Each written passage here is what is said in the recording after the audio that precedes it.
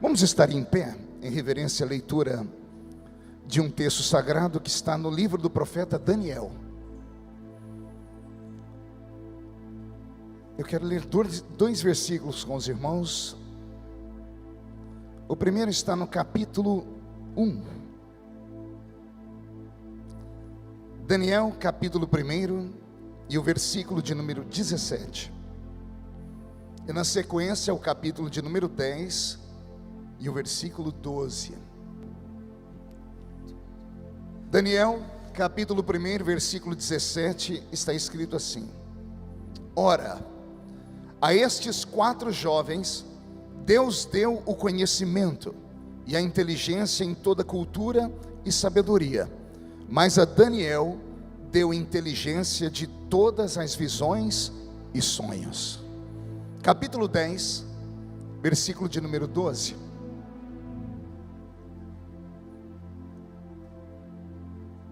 Capítulo 10, versículo 12, para parafrasear o capítulo 1. Está escrito assim: E então me disse: Não temas, Daniel, porque desde o primeiro dia em que aplicastes o coração a compreender e a humilhar-te perante o teu Deus, foram ouvidas as tuas palavras, e por causa das tuas palavras é que eu vim.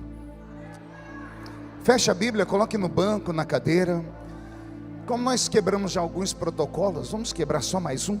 Pegue na mão de quem está do seu lado aí. Isso, e aperte a mão dessa criatura com carinho até ela falar aleluia. Pentecostal que não faz barulho, está com defeito de fabricação. Vamos orar? Pai, nós te exaltamos, nós te glorificamos, e nós entendemos que dentro de alguns minutos, e esta linda igreja ficará pequena para o tamanho da glória que o Senhor vai mandar do alto dos céus. Os que vieram tristes começarão a saltar de alegria. Os que vieram se arrastando não voltam para casa se arrastando. Hoje voltarão voando nas asas de um novo tempo. E antes que eu comece a revelar os seus segredos, cerque esta igreja com a sua glória, e num raio de 5 quilômetros, onde houver um demônio alojado, eu dou a esses demônios segundos para sumirem da taquara, porque se não sumirem, serão queimados pelo poder da sua glória, que aqui será derramada. Rasgue os céus sobre nós, manda anjos de fogo descerem aqui, que estes anjos desçam, trazendo brasas de fogo nas mãos, comecem a esparramar estas brasas entre nós, e onde houver um crente cheio do Espírito Santo, pega ele nesta noite, Jesus, e mostra o caminho da verdadeira e poderosa adoração. Fala conosco, fica conosco, é o que eu te peço agora. E toda a igreja diz: os que podem, tomem seu assento aplaudindo a Jesus, porque Ele é bom, porque Ele é maravilhoso. Querida igreja, noiva do Cordeiro, simpatizantes da nossa fé, amigos que vieram de perto, de longe, que nos assistem em casa, santos obreiros que estão aqui à minha retaguarda. Pregar no livro do profeta Daniel é um desafio. Daniel é o nosso João do Velho Testamento, tanto que aqueles que gostam de estudar escatologia bíblica, quando vão ler Apocalipse, são obrigados a passear pelo livro do profeta Daniel. Daniel é um desses personagens da Bíblia que quem lê se apaixona por ele, se apaixona pela história dele, se apaixona pelo que ele recebeu de Deus. E detalhe, ele não recebeu num tempo de bênção, não recebeu num tempo de alegria. Daniel recebe algo de Deus no momento de muita provação. Israel vivia um momento de juízo. Diga comigo, juízo. Vivia um momento de juízo divino. O próprio Deus, o Deus de Abraão, depois de passar por centenas e centenas de anos, tentando trazer o coração de Israel para perto dele, tentando fazer com que eles o amassem de verdade, não conseguiu. Deus sempre tinha que dividir o amor de Israel com os postes ídolos, que aqueles judeus que saíram da Mesopotâmia antiga arrastaram para dentro de Canaã. Quem conhece a história sabe do que eu estou dizendo.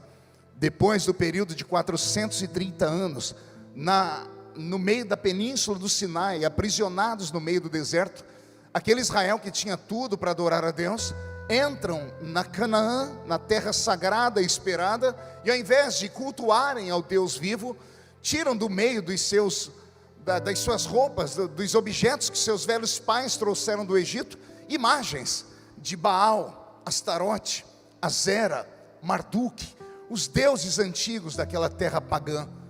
E eu imagino Deus olhando do céu e não conseguindo compreender muito bem o que estava acontecendo. Porque uma coisa é você ficar no meio do deserto e ser abandonado. Outra coisa é no meio do deserto você viver como se estivesse em um oásis. Uma irmã entendeu, deu glória a Deus, eu vou tentar falar de novo. Uma coisa é você viver no deserto abandonado. Outra coisa é estar num deserto parecendo que está em um oásis. Porque o deserto para os judeus não era deserto, era um passeio. O deserto era deserto para os beduínos. Para os beduínos, durante a tarde, o sol chegava a 54 graus na sombra. Para os judeus, no meio do mesmo pico de horário, eles é como se estivessem dentro de um carro com o ar-condicionado ligado. Porque o Senhor havia colocado uma nuvem sobre eles, para que o sol não queimasse a pele deles. Para os beduínos, na calada da madrugada, o mesmo ambiente que chegava a 54 graus na sombra à tarde, fazia menos 3, 4, 5 graus. Então era para os ossos baterem, os queixos ficarem trincados. Mas para Israel, era como se estivessem durante o dia. Porque à noite, aquela nuvem que fazia sombra durante o dia, acendia um calor durante a noite. E a bondade de Deus era tão meticulosa, que o fogo que era aceso à noite não iluminava, porque senão atrapalharia o sono deles. Era um fogo que só aquecia. No deserto, onde não tem água potável, 3 milhões de pessoas, não eram 30 mil pessoas, nem 300 mil pessoas, quase 3 milhões de pessoas que ficaram 40 anos no meio daquele deserto, sem ter encanamento de água potável, nunca passaram sede.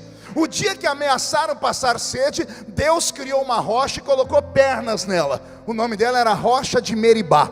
Depois que Moisés tocou naquela pedra, para onde Israel ia, quando olhavam para trás, a rocha de Meribá estava atrás deles.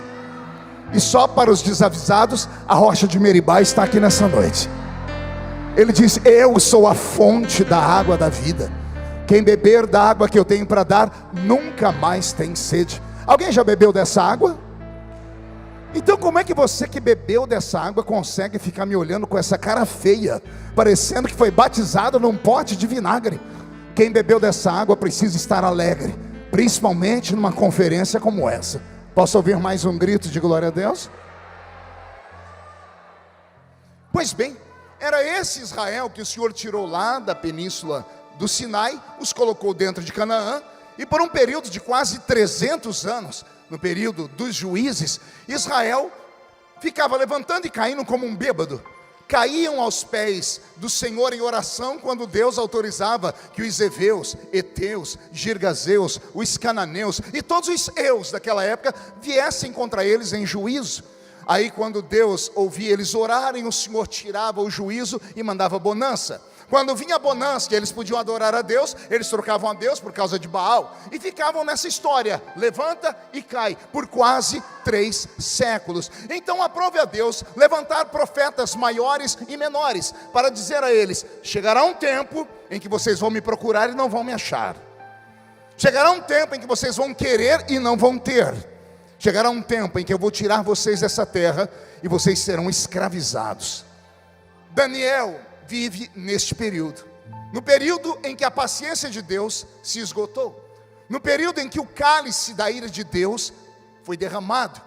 Então Deus permite que o rei de Babilônia venha contra o povo judeu e não apenas o humilhe, não apenas o prenda, mas destrói todas as suas bases. A principal base do povo hebreu não eram os seus palácios, mas era o seu templo, o seu santuário.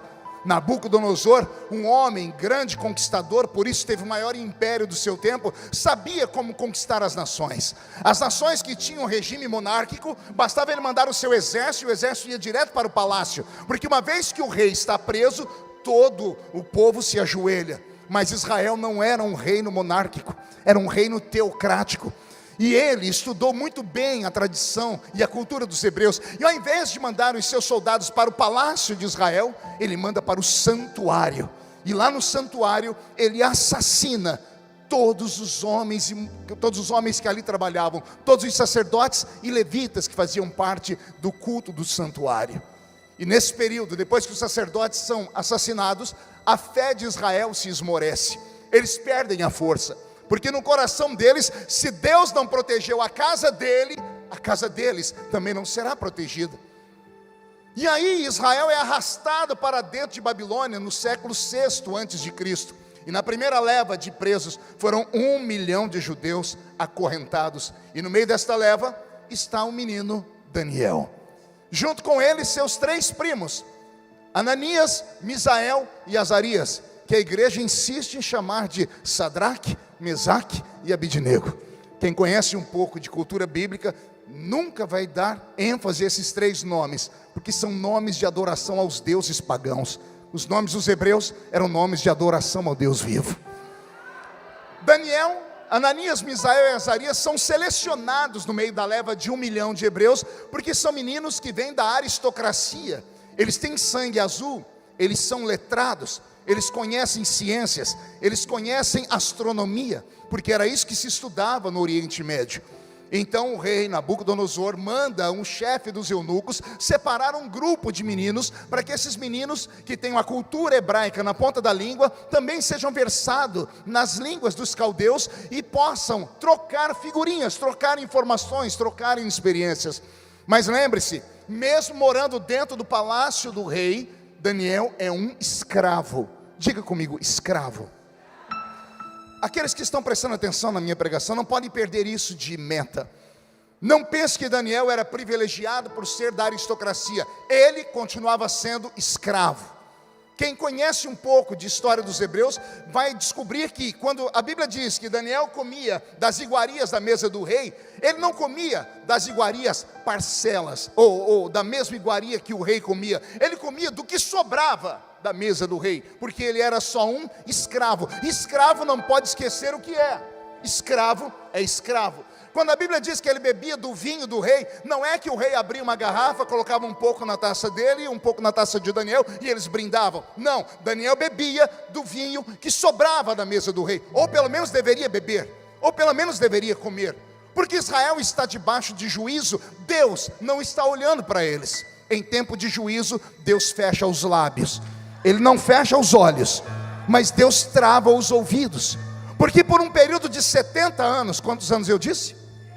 Por um período de 70 anos, anos predestinados, anos profetizados, Israel deveria sofrer sobre a chibata do rei ou do imperador de Babilônia. Israel deveria ser humilhado. Deus só conseguiria curar Israel da idolatria se eles sentissem falta dele. E 70 anos eram quase 2 gerações. Era a maneira de Deus dizer: quem entrou raramente vai sair. Tanto que daqueles que foram levados para a Babilônia, apenas 3 ou 4 sobreviveram. Entre eles o profeta Ageu, que quando foi levado menino para o cativeiro, ele consegue retornar e ver o templo sendo reconstruído, ou as pessoas abandonando a construção do templo, e ele vai dar uma prédica muito linda, uma outra pregação que quem sabe uma outra vez eu venho aqui falar sobre isso. Mas a maioria dos que foram levados para dentro de Babilônia morreram ali, porque Deus queria purificar aquela geração. E Deus queria que a geração aprisionada ensinasse a geração que nasceria ali, que eles nunca poderiam trocar Deus por um quimba de cigarro fumado. Não deveriam trocar Deus por uma pedra. Não deveriam trocar Deus por qualquer coisa que seja. Porque os ídolos daquelas terras pagãs tinham olhos, mas não viam. Tinham ouvidos e não ouviam. Tinham boca e não falavam. O Deus de Israel vê, fala, ouve e faz. Ele faz, Ele é grande. É nesse período que está Daniel. E aqui começa a minha mente a viajar. Porque Daniel é um escravo, ele é o quê? E ele começa a discutir com o chefe dos escravos: não quero comer essa comida do rei. E aí imagina os outros escravos ouvindo, dizendo assim: você está ouvindo o que você está falando? Eu estou dizendo que eu não vou comer essa comida. Você não vai comer por qual motivo? Porque esta comida é consagrada a ídolos. E o meu Deus não permite que eu coloque isso na minha boca. E alguém deve ter dito a ele: que Deus? O Deus que deixou seu pai e a sua mãe ser assassinado? O Deus que deixou Jerusalém ser queimada? Você sabe por que a Bíblia fala que Jerusalém foi queimada? Porque nos tempos de glória do rei Salomão, algumas ruas de Jerusalém eram pavimentadas com ouro, bronze e prata. As 12 portas da muralha, elas tinham engates de ouro, prata e bronze. Todos os imperadores que vinham em Jerusalém, eles queimavam para que a prata, o ouro e o bronze fosse derretido e colocado sobre carrinhos, e os burros levassem embora. Por isso Jerusalém foi queimada, não só uma vez, mas 27 vezes ao longo da história. E eu imagino alguém dizendo: calma aí, Daniel, você está querendo respeitar um Deus que deixou a própria casa dele ser queimada? Um Deus que deixou a sua mãe e o seu pai serem assassinados? Um Deus que deixou ser destruída a nossa religião, a religião judaica? Um Deus que deixou ser destruída a cidade de Davi? É isso que você está dizendo? Você continua sendo fiel a um Deus que nos abandonou, que virou as costas para nós? Eu imagino Daniel dizendo: não importa o que estamos vivendo, o que foi plantado aqui dentro é que eu devo adorar a esse Deus, quer seja na montanha, quer seja aqui no vale.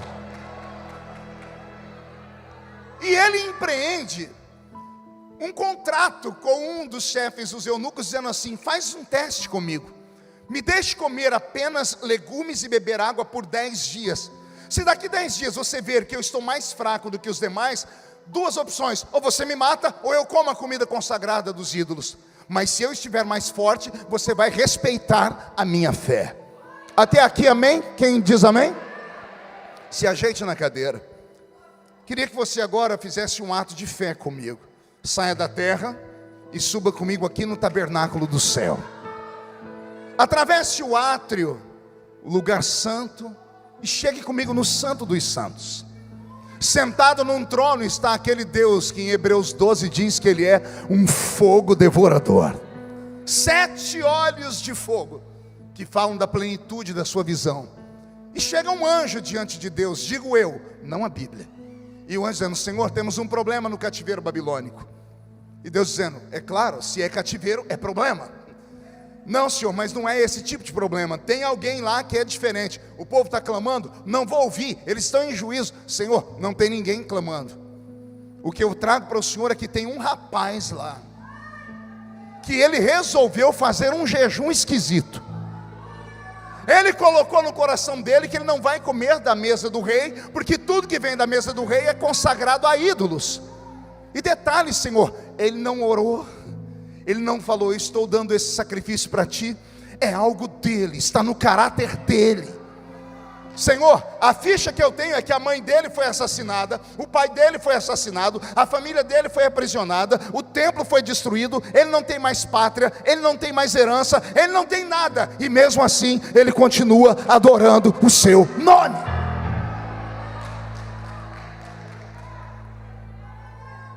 No livro de Jó, a Bíblia diz que Jó provocou Deus.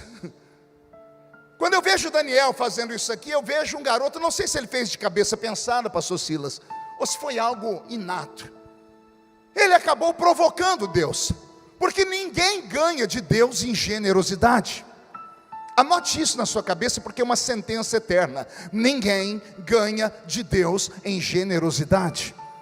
Se você que é um ser humano de bem, alguém te empresta alguma coisa, você não vê a hora de devolver, você não vê a hora de pagar suas contas. Quem é de bem é assim, não gosta de ficar devendo nada para ninguém, até porque é um texto bíblico que diz isso: a ninguém devais nada a não ser o amor. Imagine o Criador do universo, você dá 1 para ele, ele te dá 30, você dá 1, ele te dá 60, você dá 1, ele multiplica por 100. Você diz: eu te amo, e ele não diz, ele mostra que ele te ama. Ninguém ganha de Deus em generosidade. Todavia Deus enviou um juízo, a nação está sob juízo, e Deus não pode interromper o juízo, porque Ele determinou o ano do juízo, 70 anos de prova. Mas tem uma pessoa, no meio de um cativeiro de 1 milhão de pessoas, que acabou fazendo algo que mexeu com a estrutura cósmica. Deus não pode ficar devendo para aquele homem. E como ele faz algo que nenhum dos outros aprisionados faz, Deus faz algo por Daniel que ele nunca tinha feito por ninguém. Eu li a Bíblia mais de 30 vezes de capa a capa, leio ela desde criança. Eu já vi Deus ungir olhos de profeta, já vi Deus ungir ouvidos de profeta, já vi Deus ungir os lábios de profeta, já vi Deus ungir pés de profeta e fazer profeta correr mais do que uma carruagem no meio do deserto. Já vi Deus ungir mãos de profeta, já vi Deus ungir o sopro de um profeta para trazer um morto de volta à vida. Mas o que Deus vai fazer com Daniel, Deus nunca mais fez com ninguém. Deus ungiu o cérebro de Daniel. Difícil entender, né? Vou falar de novo. Deus ungiu o cérebro de Daniel. Não sei se ele estava acordado ou dormindo, se foi de manhã, de tarde ou de madrugada. Eu sei que Deus saiu do céu com a sua mão, tocou no cocoruto de Daniel, aqui atrás onde está o nosso cerebelo, que é o HD de informações e de memórias que o ser humano tem, onde está alojado o espírito do homem, porque o espírito do homem, a sua psique, está alojado bem aqui no cocoruto. Deus vai com o seu dedo poderoso, toca no cérebro de Daniel e dá um choque na mente dele. E Deus transforma Daniel no homem mais sábio que o mundo já conheceu. Pastor, não, tem Salomão. Salomão era inteligente, mas não chegava aos pés de Daniel. Um dia Deus vai repreender uma criatura de quinta grandeza, que é um anjo que ele criou de maneira especial. O nome dele era Lúcifer. Lá no livro de Ezequiel, capítulo 28, se não me falha a memória, verso 3, o Senhor vai falar com Lúcifer sobre a grandeza da sua criação, e Deus diz a ele assim: porquanto eu te fiz, Lúcifer, mais sábio do que o meu servo Daniel. Eu vi um meu Deus aí, é meu Deus mesmo. Imagina, Deus está conversando com uma criatura de quinta grandeza, o querubim dos querubins, o anjo que tinha tanta lábia que arrancou 1/3 dos anjos do céu para se revoltar contra Deus. Pense na habilidade que ele tinha. Aí Deus vem e diz assim para ele: você só é mais sábio do que uma criatura que eu fiz, Daniel. Deus tocou no cérebro de Daniel e deu um choque. Pergunte a mim, o que aconteceu, pastor? Só falo se todo mundo perguntar. A ciência moderna diz que o ser humano usa no máximo 10% da sua capacidade mental. Quem já leu sobre isso? 10%. Sobram 90% da nossa massa cinzenta que nós não conseguimos acessar. Os nossos neurônios acabam morrendo com o tempo, porque nós não conseguimos ligar eles. Não dá para fazer as sinapses que nós gostaríamos de fazer. De vez em quando escapa um ou outro.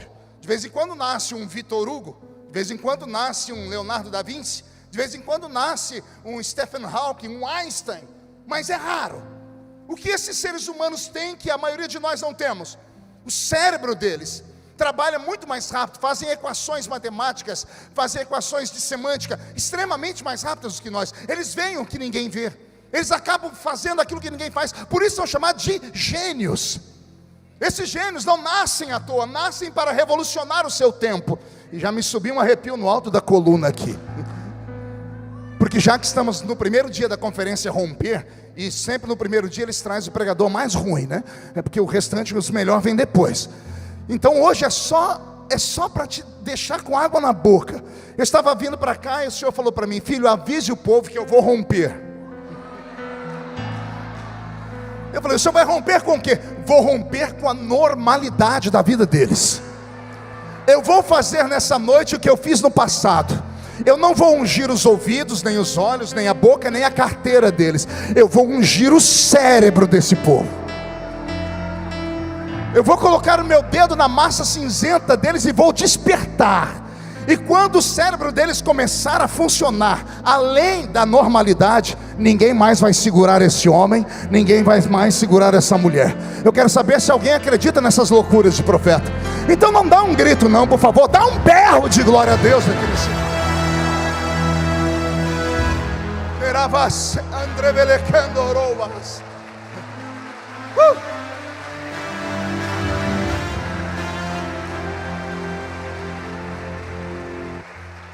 No primeiro versículo que eu li, a Bíblia diz que o ato de Daniel e os 3 primos dele acompanharem ele naquele jejum, entre aspas, Deus deu aos 4 sabedoria e inteligência.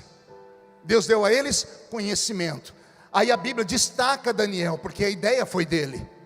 Aí a Bíblia diz: mas para Daniel, Deus deu a ele entendimento nas visões e nos sonhos.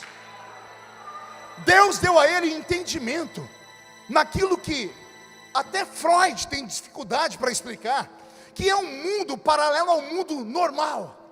Porque quando nós sonhamos, nós nos desligamos do planeta Terra e trazemos à baila todos os nossos pensamentos, quer sejam bons, ruins, frustrações. Há um versículo em Provérbios que diz assim, que tudo que nós passamos em tribulação à noite é referendado por causa das tribulações do dia. O que você passa durante o dia, a semana, vai te trazer tormento à noite, porque é um mundo completamente estranho.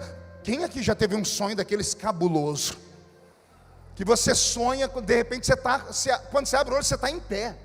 Você sente o gosto da comida na boca, você sente o cheiro do perfume, você sente o toque da pessoa. É uma coisa anormal. Aí a Bíblia diz assim, que Deus deu a Daniel, além de conhecimento, além de sabedoria, além de inteligência, Deus deu para ele habilidade com coisas metafísicas. Essa palavra às vezes choca, eu vou te chocar mais ainda. Deus transformou Daniel em um homem sensitivo. Pode ver que está diminuindo mais ainda os glórias a Deus, e eu já esperava isso, porque nós crentes assembleianos nos esquecemos da nossa raiz. A nossa raiz não é a cultura humana, a nossa raiz são revelações, são sonhos, são poder, autoridade e unção. Quando a igreja de Corinto, uma igreja habilidosa, criada por gregos que tinham habilidade com filosofia e todas as ias do mundo antigo, foram dizer para Paulo, quando você veio aqui e fundou esta igreja, nós só cremos em você por causa das palavras que você falava, você era muito sábio. Paulo os repreendeu dizendo, quando eu fui ter convosco, nada do que eu vos falei foi em sublimidade de palavras de sabedoria humana. Eu fui ter convosco e convenci vocês por causa da unção, por causa da graça, por causa da glória, da revelação e do poder de Deus que há em Jesus Cristo. Quando eu vejo Daniel receber estas habilidades extrasensoriais, agora não teve glória a Deus nenhum. Você viu que começou a diminuir? Porque essas palavras chocam e ferem os nossos ouvidos modernos. Porque todas as vezes que vocês ouvem essas 3 palavras que eu falei aqui, sobre coisas metafísicas, extrasensoriais, ou alguém sensitivo, você já lembra do Centro Espírita na Mesa Branca, lá do Allan Kardec. Ou você lembra do último filme, ou da última série que você assistiu na Netflix, sobre coisas paranormais. Ou você se lembra de coisas que você ouviu falar lá da Umbanda. Você só se lembra de Zé Pilintra, Zé Pilantra, Exu Caveira, Tranca-Rua, Preto Velho, e esse povo todo. E você se esquece que a origem está em nós. Vou falar de novo. Nós somos o poder original. O diabo só faz imitação barata. Vou falar de novo. Quando você vê alguma coisa acontecer em um terreiro de feitiçaria, tudo que acontece lá é mera imitação do que um dia nós já fomos aqui. Ah, pastor, mas lá descem espíritos, e aqui não desce não. Tem um espírito que além de descer, ele veio morar dentro de nós. E ele é diferente dos espíritos que descem lá naquele terreiro. Os espíritos que descem naquele terreiro só descem sobre cavalo, e cavalo só sabe dar coice. O espírito que desce aqui, desce sobre ovelhas, ovelhas do pasto do sumo pastor. Roberto, mude a música para mim, filha. Deus deu ao homem natural 5 presentes. Nós chamamos esses presentes de habilidades ou de sentidos. São eles: visão, audição, olfato, paladar e tato. Vamos lá? Vamos repetir? Deus deu ao homem 5 habilidades ou 5 sentidos. São eles: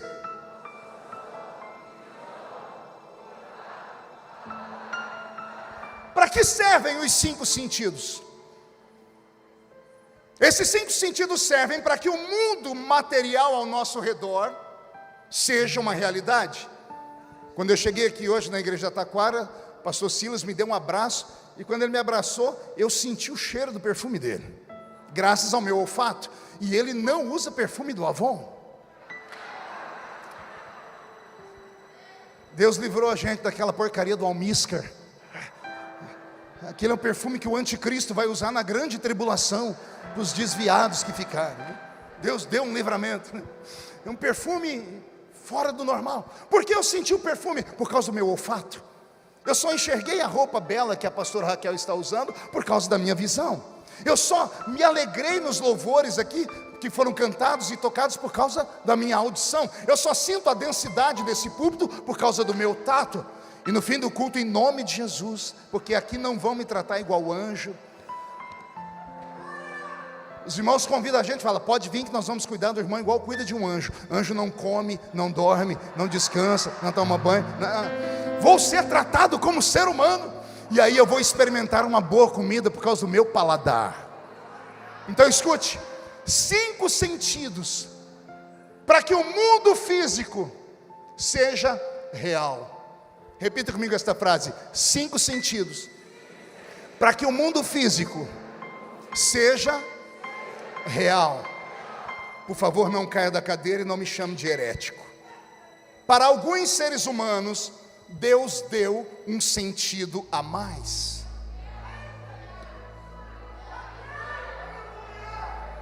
Que eu chamo de 6º sentido. Agora apertou. Teve uma irmã ali atrás, fez o sinal da cruz.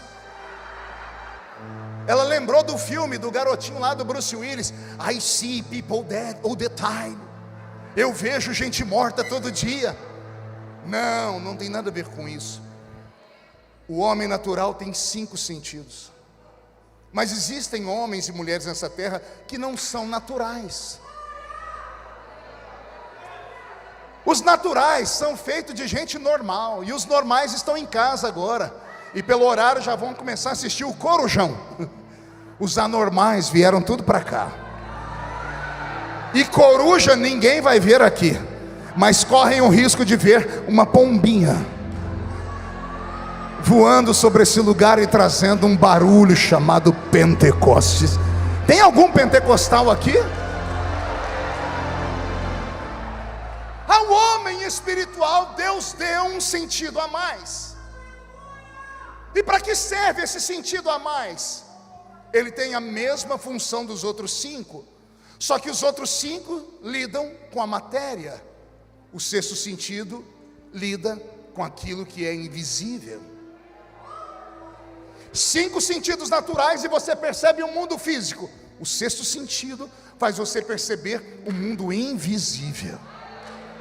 E eu vou te provar que eu não estou falando loucura.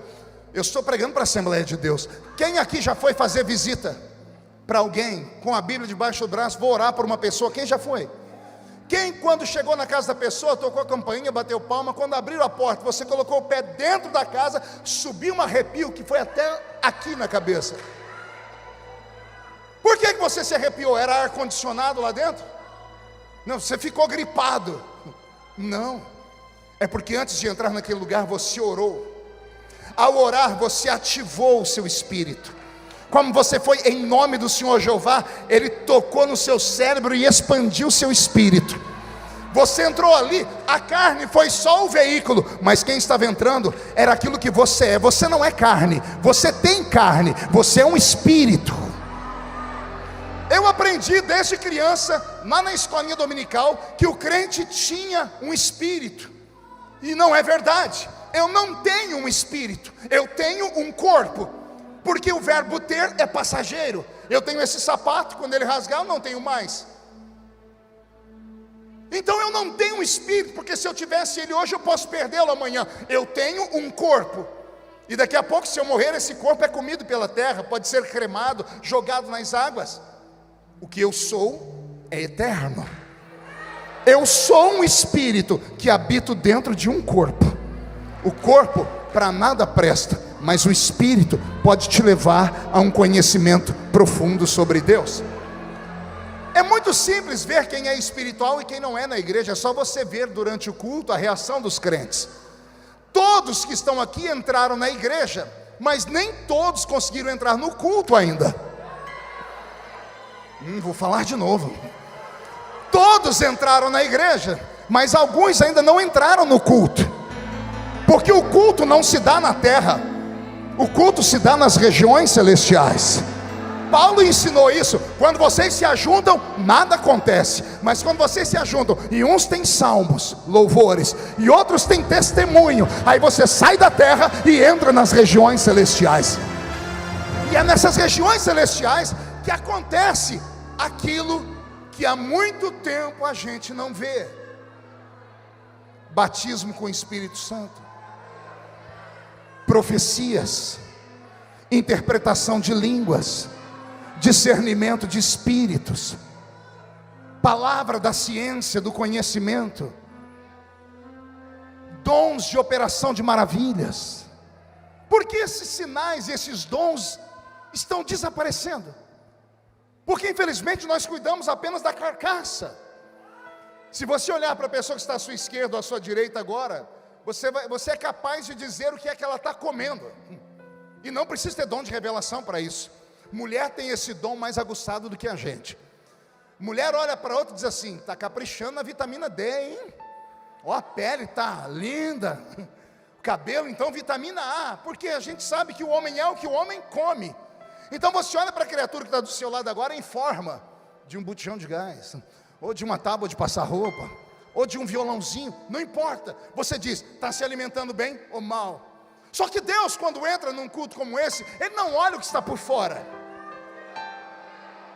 Deus olha para o que está aqui dentro.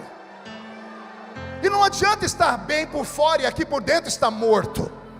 E não venha dar essas desculpas esfarrapadas: não, pastor, eu não grito, eu não pulo, eu não faço isso porque eu sou uma pessoa mais intelectualizada. Não tem nada a ver com intelecto, tem a ver com sensibilidade.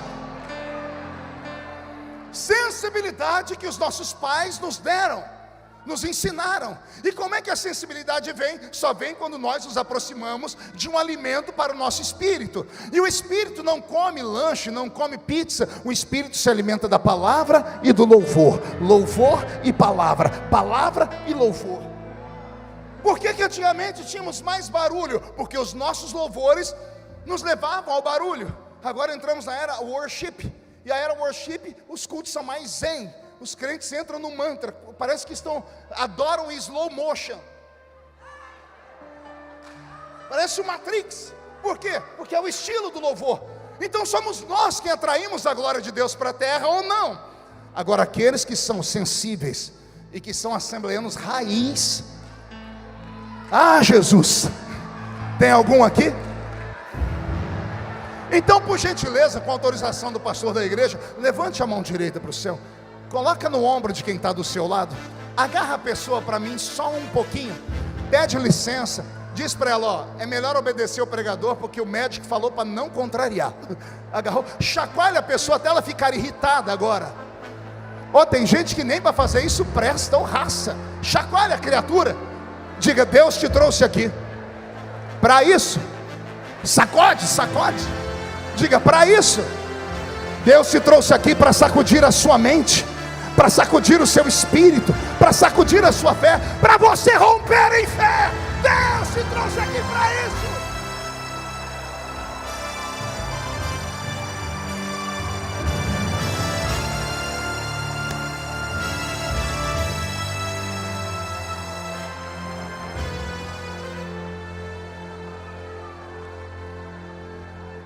A Bíblia diz que aquele que é espiritual não é discernido por ninguém, mas ele discerne tudo.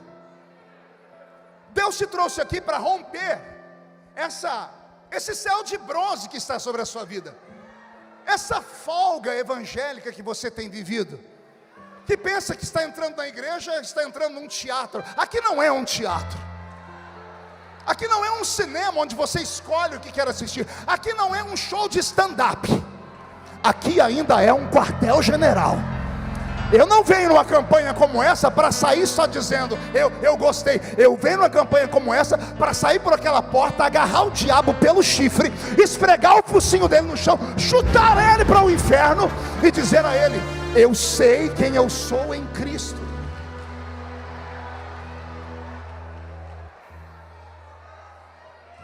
Imagine o que Deus pode fazer nessa noite aqui. Imagine se o que eu estou pregando criar vida em você, e você provocar Deus, e Deus vir e tocar a sua mente. O mundo, principalmente o mundo moderno, ele sofreu uma alavancada. A tecnologia, da noite para o dia, fez morrer muitas profissões e fez nascer profissões novas, tanto que a nossa geração tem dificuldade para lidar com isso. E esse mundo moderno só foi mudado por causa de ideias. Diga comigo, ideias.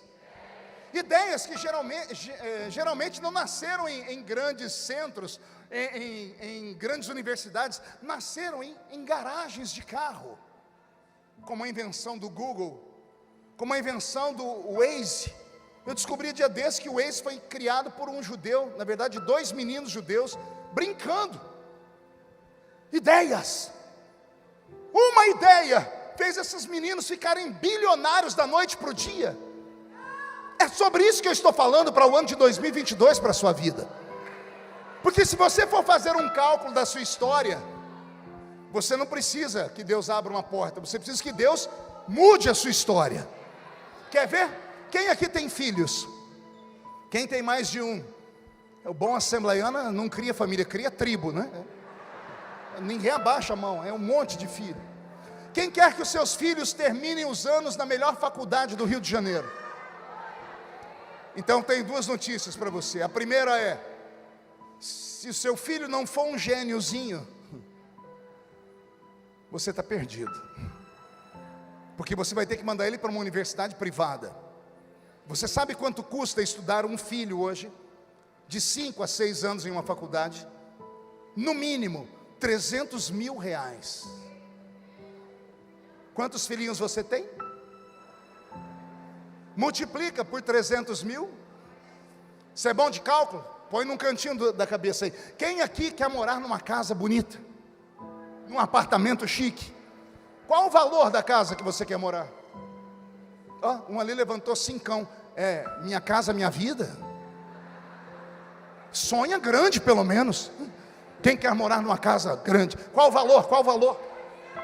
Isso. Você é bom de matemática? Soma aí a faculdade dos filhos mais o valor da casa. Qual o valor do carro que você quer ter? Teve um ali que fez assim: é Fusca, miserável. Não, é 2 milhões, é um Tesla. Entendi, Tesla, 2 milhões. Some o valor do carro, da casa e do estudo dos filhos. Qual é a sua dívida hoje? Para você se ver livre das dívidas, quanto você precisa? Não me fala, porque senão eu vou desviar. Soma tudo. Você é empresário, microempresário, quanto você precisa para dar um upgrade na sua empresa? Soma também. Somou tudo, dá um subtotal. Divide pelo salário que você ganha por mês. Você vai ter que trabalhar quanto tempo? Jesus vai voltar. Nós vamos para as bodas do Cordeiro. A gente vai voltar com Jesus lá em Jerusalém, ele sobre o Monte das Oliveiras. Ele vai instalar aqui na terra o reino milenar dele. E depois de 1000 anos você ainda vai estar pagando as contas. Então você não precisa de uma porta aberta, você precisa romper. E como é que eu vou romper, pastor? Só tem um jeito: é Deus tocar o seu cérebro, e Deus te dá uma ideia. Você não precisa de 2, não precisa de 3, uma única ideia, e a sua vida muda da noite para o dia. Vou repetir: se Deus visitar você na calada dessa madrugada e te der uma ideia, aqueles que até hoje te olharam de cima para baixo para te enxergar depois de amanhã, vão ter que comprar um par de binóculos, porque você vai estar voando acima das nuvens. Se alguém acredita nisso, rompe num barulho de glória.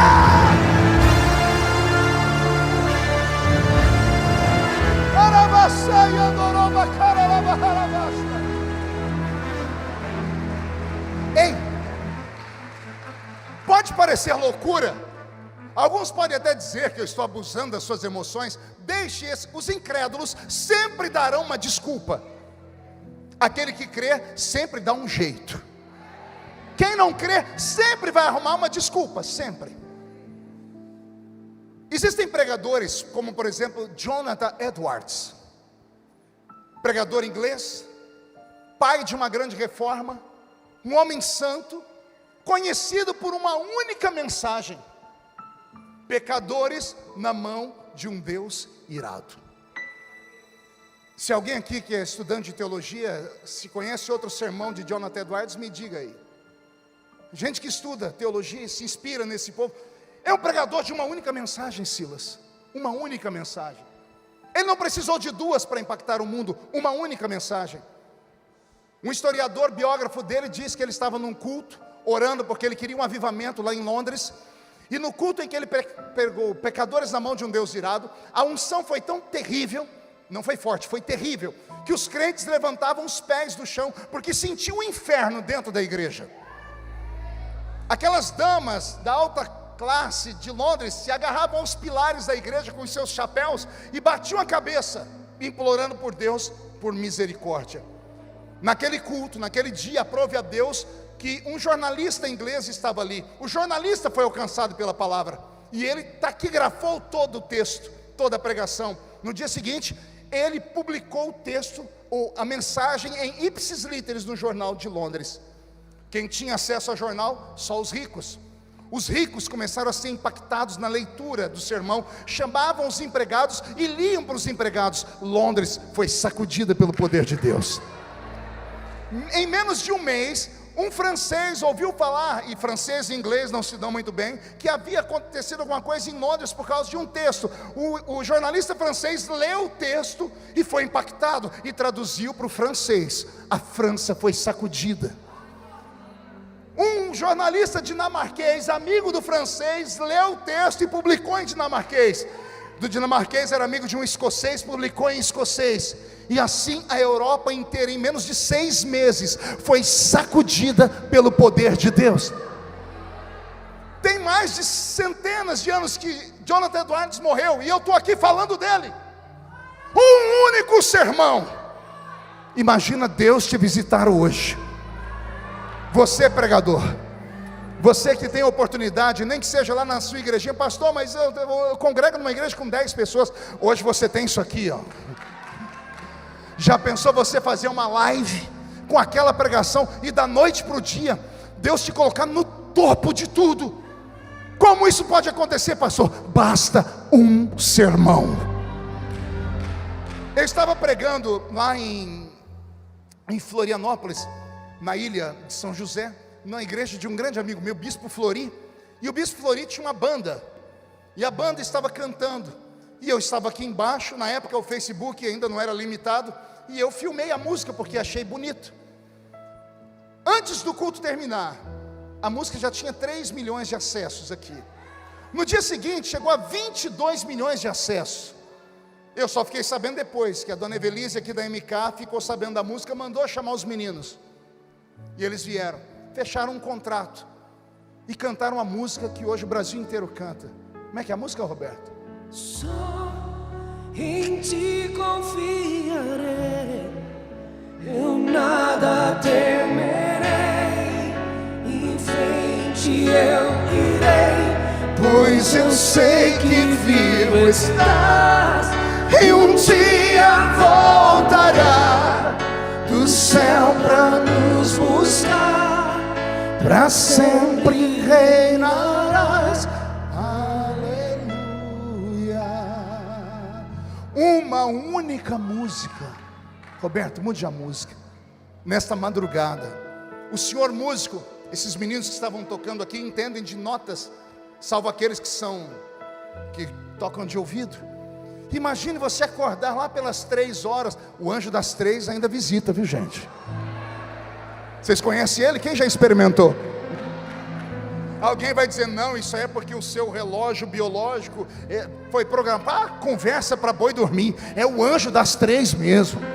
Eu aprendi com a irmã Maria, que só tinha 2 dentes na boca, o zagueiro e o atacante. Ela era analfa de pai e beta de mãe. Meu filho, pode orar, que o anjo das 3 te acorda, e você vai orar. Imagine um anjo vir no seu ouvido, músico, e ele citar notas, e você acordar e marcar as notas, e tocar. Daqui a pouco, o Senhor pega lá do céu, uma música que é cantada lá pelos anjos, e faz você, como ser humano, gravá-la aqui na terra. Você que canta, receber a inspiração e a letra. Pastor, o que o senhor está falando? Eu estou pregando para espirituais. Estou pregando para homens e mulheres que quando esse culto terminar, vão sair por aquela porta e vão ver o que os olhos não viram, vão ouvir o que os ouvidos não ouviram, vão sentir aquilo que o coração ainda não sentiu. Um dia, Daniel acordou, não sei se sentado na cama, se ajoelhado. Eu sei que ele percebeu que havia algo diferente em Babilônia. E como ele era amigo de Deus, ele orou. E pela primeira vez, ele não ouviu nada e não sentiu nada como resposta. No final da noite, ao invés de ele dormir, entregar o jejum que ele havia feito, falar amanhã eu faço outro jejum, ele emendou um jejum. Não é um jejum de Daniel que as igrejas fazem à base de legumes, e não tem nada a ver. O negócio dos legumes foi lá no início. O jejum de 21 dias de Daniel é um jejum extraordinário. É jejum integral, é sem beber e sem comer. Ele orou o 3º dia e não sentiu a resposta. Ele orou uma semana e jejuou uma semana e não veio resposta. Ele jejuou 2 semanas. Ele jejuou 3 semanas. 21 dias. E ele não ficou em casa trancado, prostrado, com o rosto fechado. Ele foi trabalhar. Daniel estava na beira do rio Haidekel, um rio de Babilônia. Estava ali com alguns engenheiros. Estavam mapeando o rio para criar um aqueduto para tirar água do rio e levar para a cidade. Daniel era versado em muitas ciências. Ele está em jejum, os outros não estão. Ele serve ao único Deus verdadeiro, os outros servem a todos os deuses de Babilônia. Ele não se misturou com Babilônia. Babilônia não mudou Daniel. Daniel mudou Babilônia. Está Daniel. Geralmente, me corrija se eu estiver errado, as aparições da Bíblia com os anjos são sempre de madrugada. As revelações dos profetas são sempre à noite. Deus sempre acorda o profeta de madrugada, espera todo mundo dormir e vai lá desabafar com o profeta. Daniel estava trabalhando, devia ser 2, 3 horas da tarde, o sol estava rachando mamona, e o jejum dele provocou o céu. Ele ficou tão espiritual, mas tão espiritual, que o que estava nele atraiu um mundo invisível para um mundo visível. Eu creio em mundos paralelos. Já soltaram foguetes aí para cima e não acharam o céu onde Deus está. E se o céu é para cima, me diga quem é que está no Japão, quem é que vai encontrar o céu? Se nós soltando foguete para cá, o japonês soltando para lá. Então o céu não está em quilômetros humanos, o céu está em uma outra dimensão. Quem aqui já se olhou no espelho? Ó, só eu. Quem aqui um dia de noite, música de filme de terror, Beto? Quem aqui, em uma madrugada, chega até eu, estou com medo, se acordou, passou perto do espelho, quando olhou, subiu um calafrio. Já aconteceu com alguém? Aleluia não, irmão, é misericórdia. Eu estava pregando há pouco tempo atrás, lá no Pará, e numa população ribeirinha, à beira do rio. Os irmãos sentam na hora de comer, não tem televisão, não tem internet, só conta história. E aquelas histórias de curupira, boitatá, o homem de borracha, umas coisas, e a gente só escutando. Aí me colocaram num quarto, E eu deitado aqui, na minha frente tinha um espelho. Eu deitado, cabeça coberta, eu abri o olho, lá estava um homem do outro lado me olhando. Eu não sosseguei enquanto eu não levantei e virei o espelho para a parede. Não tenho vergonha de contar. E pior, que não foi só eu não. Tem uma outra criatura aqui, que estava no quarto do lado. De manhã ele falou: pastor, eu virei o espelho para a parede. Eu falei: você está perdoado, porque eu também virei. Espelho é uma coisa tão interessante, que criança pequenininha chega na frente do espelho e lasca um beijo. Vai me dizer que você nunca tentou beijar o espelho? Quem tem coragem de dizer? Só que não, que aqui é tudo importante, mas não é da roça. Porque espelho é algo extraordinário, tanto que um escritor europeu criou uma fábula chamada Alice no País das Maravilhas. Alice no mundo dos espelhos. A menina olha o espelho e ela vê um mundo lá dentro. Só que diferente de nós, ela conseguiu atravessar o espelho. E ela foi para uma outra dimensão. Há um mundo paralelo ao nosso. É como se fosse um espelho. Só que nós não conseguimos atravessar ele. Por quê? Porque é um mundo invisível. É um mundo metafísico. É um mundo etéreo. Porque ele é translúcido. É um mundo eterno. E a carne humana é proibida de ir para lá. Mas quando o crente começa a jejuar demais, se não houver acompanhamento, ele fica inclusive louco. Porque aí os psicólogos vão dizer que começa a faltar algumas substâncias no corpo e a pessoa começa a ter visões. E ela começa a ver aquelas loucuras, e aí vão chamar a gente de esquizofrênicos. E o pentecostal é esquizofrênico. Porque o esquizofrênico é aquele que vê o que ninguém vê, escuta o que ninguém escuta, e sente o que ninguém sente. Você vê uma pessoa: eu estou tendo visão, já manda ela lá para o psicólogo. A pessoa começou a ouvir voz. Você nunca viu a propaganda da Igreja Universal na rua? Se você ouvir vozes, venha para a sexta-feira, não sei do que. As pessoas correm, porque ouve voz. A pessoa que ouve vozes, ou para nós, é louca. Se você lembra, não, ela é louca, é esquizofrênica. Aí Paulo escreve a carta aos Coríntios, tinha que ser para os Coríntios, né? Primeira carta de Paulo aos Coríntios, capítulo 2, verso 9, ele diz: aquilo que os olhos não viram, que os ouvidos não ouviram, que não subiu ao coração do homem, é o que Deus tem reservado. Não é para qualquer um não, é só para aqueles que o amam.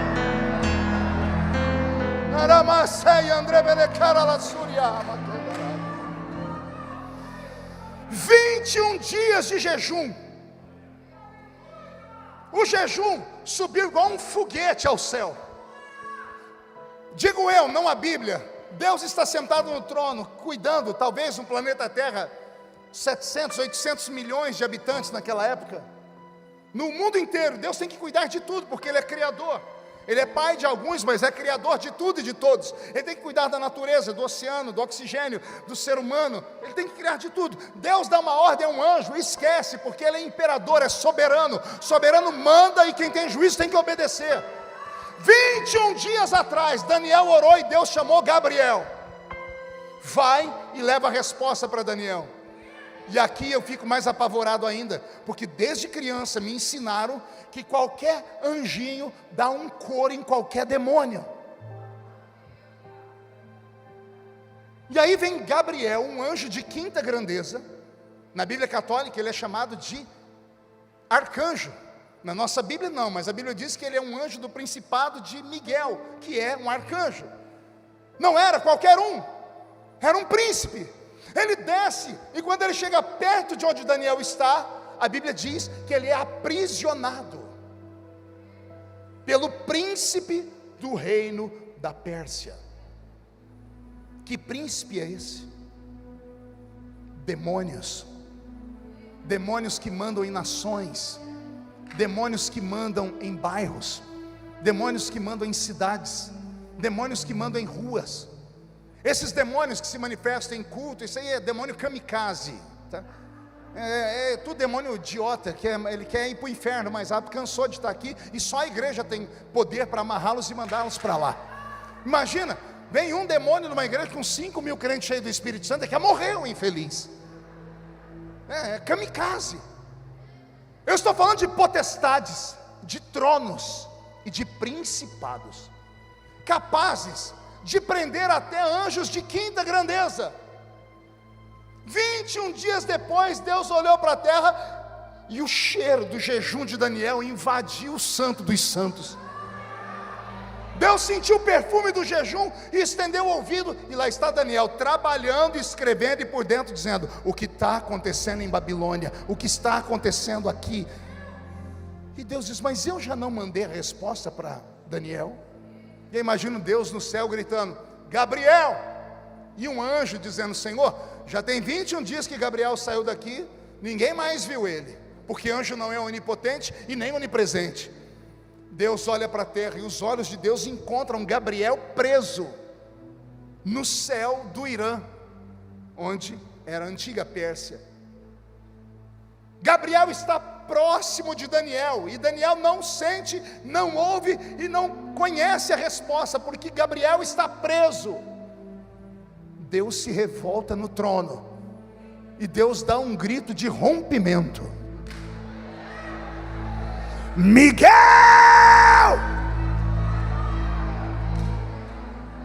E lá vem Miguel, espada de fogo na mão. Miguel não é ministro de relações, Miguel é ministro de guerra. Militar não sabe muito pensar, ele só sabe obedecer ou mandar. Miguel é militar. Pois não, senhor, Gabriel teu irmão está preso, Daniel meu filho não para de orar. Gabriel é anjo de comunicação, ele não guerreia, mas você é anjo de guerra. Desce, solta Gabriel, porque hoje Daniel vai dormir com a resposta na sua mente. Eu não sei explicar como foi essa guerra cósmica, mas eu posso imaginar que tem demônio perdido até hoje aí pelo cyberespaço. Miguel chegou e cortou as amarras, e Gabriel desceu instantaneamente. Daniel está aqui, fazendo desenhos, vendo como vai ficar o aqueduto. Os engenheiros estão aqui. Quando Gabriel desceu, abriu-se uma película, o espelho do lado de cá. Daniel não entrou aqui, Gabriel atravessou. O jejum de Daniel trouxe o céu para a terra. Vou mexer com você. A sensibilidade, o sacrifício, o jejum, em uma crença tão antiga, fez com que um anjo saísse do mundo invisível e se materializasse na frente de Daniel. A Bíblia diz que quando Daniel viu o anjo, como ele estava em jejum, acabou as forças, porque a glória de Deus é incompatível com o corpo humano. A glória de Deus é incompatível. Será que só eu cresci numa igreja vendo irmãos sendo vencidos, caídos no chão, desmaiados, arrebatados? Por quê? Porque foram vencidos, porque a glória de Deus é extremamente violenta. É como se fosse uma química quântica elevada à 13ª potência. É pior do que o urânio enriquecido. A glória de Deus é algo anormal. O sumo sacerdote só entrava atrás do véu do templo 5 vezes na vida, uma vez por ano. Até os 50 anos ele era jubilado, porque bastava 5 vezes na vida, na frente de Deus, para o corpo dele todo se perder. Alguém aqui tem algum amigo que trabalha na área da saúde, naquele lugar do hospital que tira radiografia? Você sabia que pessoas que trabalham com radiografia se aposentam mais cedo? Por quê? A radiação, quando entra no corpo deles, vai criando osteoporose, vai destruindo células. A glória de Deus é uma radiação 10.000 vezes mais intensa. Por isso, deixa eu te dizer, quando você vê Deus se manifestar na vida de um crente, se você tiver o dom de discernir espíritos e ver que é meninice, vai lá com carinho e corrige. Mas se você não tem o dom de discernir espíritos, não toca nele. Vou repetir. Se você não tem o dom de discernir espíritos, deixa a criatura lá. Você pode estar tocando numa bomba atômica, você pode estar enfiando a mão numa caixa de marimbondos, porque essas pessoas estão sentindo algo que você não pode explicar. Você acha mesmo que eu grito aqui porque quero? Ah, pastor, eu já li sua história, o senhor era cortador de cana. Isso, eu era. Eu sou estudado, eu me comunico em 3 idiomas. Eu escrevi 22 livros e uma enciclopédia. Eu sou uma pessoa que conhece um pouquinho das letras, eu debato qualquer tipo de assunto. Mas quando eu estou num púlpito e a glória de Deus desce, eu não grito porque quero, eu sou obrigado a gritar. É uma energia, é uma graça. O corpo começa a arrepiar, vem uma coisa valente, a perna começa a tremer. O que é isso, pastor? Nós chamamos isso de poder do Espírito Santo. O que está faltando para você é isso, criatura. Não é estudo, não é você fazer isso, aquilo, não é ler toda a enciclopédia de W.T. Tozer. É bom ler, se você pode fazer, leia. Mas o que você precisa é passar algumas horas naquela faculdade antiga, joelho no chão, jejum no corpo e crente gritando até o céu rachar. A sua oração foi ouvida desde o primeiro dia. E eu encerro aqui.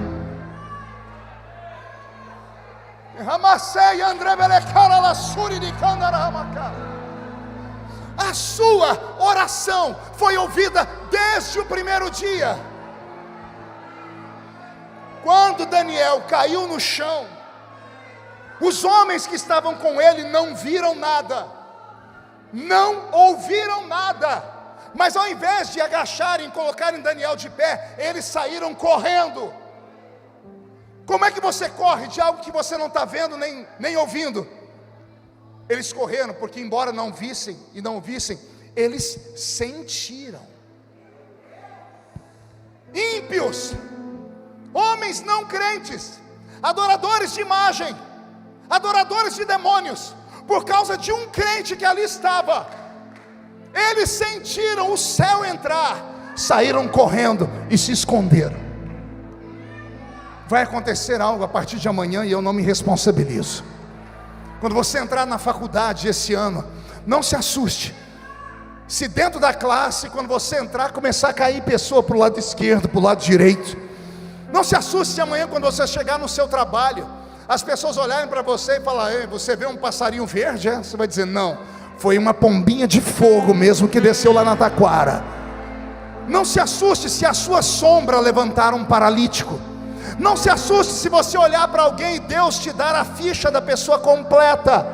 Não se assuste, porque Deus está tocando o seu cérebro, está despertando o seu espírito, está avantajando a sua vida extrasensorial.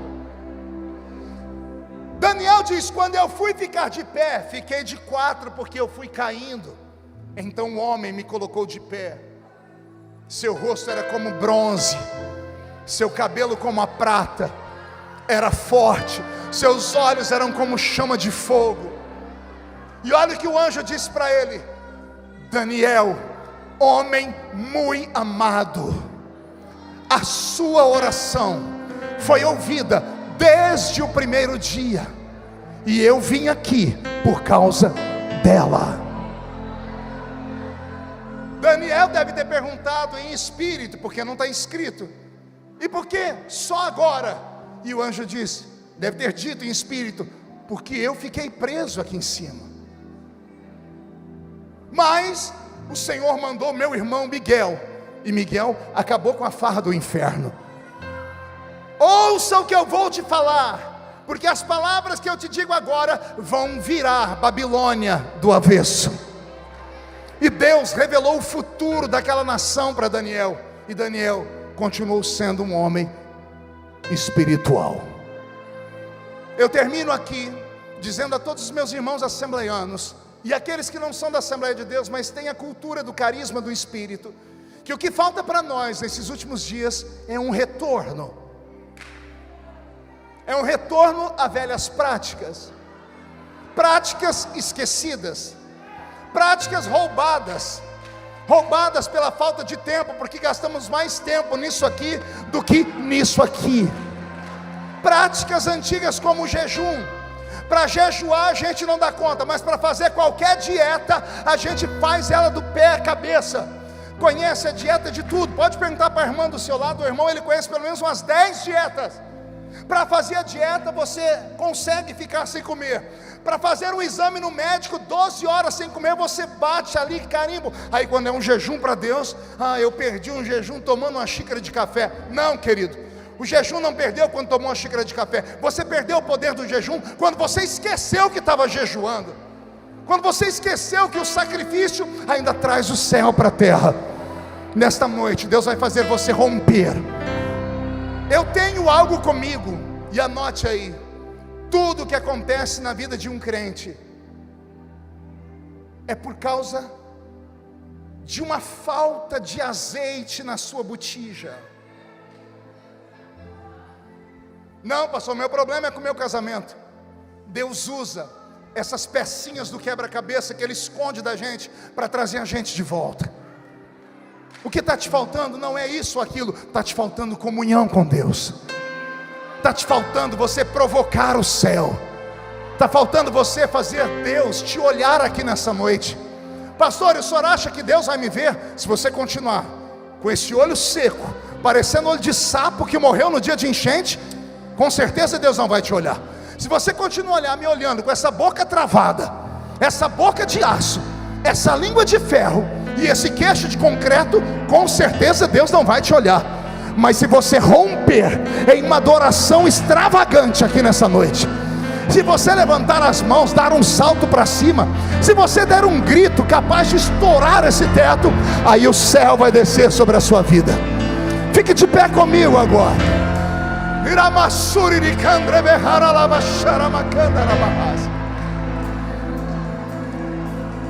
Feche os olhos. Nós precisamos para o ano de 2022 um avivamento que nos faça romper. Tem um homem na Bíblia, pastor Silas, que eu sou fã dele, Moisés. Moisés só começa o ministério dele porque ele viu a glória de Deus numa sarça. Se aquela sarça não fumega, Moisés não tinha tido aquele ministério. O ser humano precisa ver, precisa experimentar o sobrenatural para crer na missão dele. 20 anos depois, Moisés está na península do Monte Sinai. Miriam e Arão querem roubar o ministério dele. Israel colocou ele na parede, só reclamam de falta de pão, falta de água, reclamam porque não tem pepino, cebola, alho bravo, reclamam porque não tem cova para sepultar todo mundo. Moisés acorda antes de todo mundo e vai para a tenda da congregação, e ele diz: Senhor, eu preciso de um avivamento, eu preciso romper para continuar guiando esse povo. E o que você quer, Moisés? Eu quero ver a sua glória. Mas eu já te mostrei a minha glória lá naquela sarça. Eu quero ver a sua glória de novo. Aquele avivamento foi para aquele tempo. Eu preciso de um avivamento agora. Eu preciso de algo novo, como foi cantado aqui. Aí Deus disse para ele: então, se você quer esse avivamento, você tem que subir mais alto no monte. Sobe no alto da montanha. Está vendo aquela pedra? Fica no meio daquela fenda, porque eu vou passar de costas. Quando eu passar, eu vou tapar os seus olhos para que a minha glória não te consuma. Mas quando eu estiver de costas, você vai ver a minha glória pelas costas. Moisés saiu dali com o rosto dele brilhando. Deus te trouxe nesta noite para ungir a sua mente, para fazer o seu espírito ser expandido, e para que você retorne a ter visões da glória de Deus. Eu quero convidar você a subir comigo o alto da montanha, porque foi subir no alto da montanha, vendo a glória, que Moisés entendeu que tudo na vida dele era Deus, que a luta era Deus, que a tempestade era Deus, que a chuva era Deus, que o abandono era Deus. Porque quem está com Cristo, tudo que acontece na sua vida, ou é porque Deus manda, ou é porque Deus permite.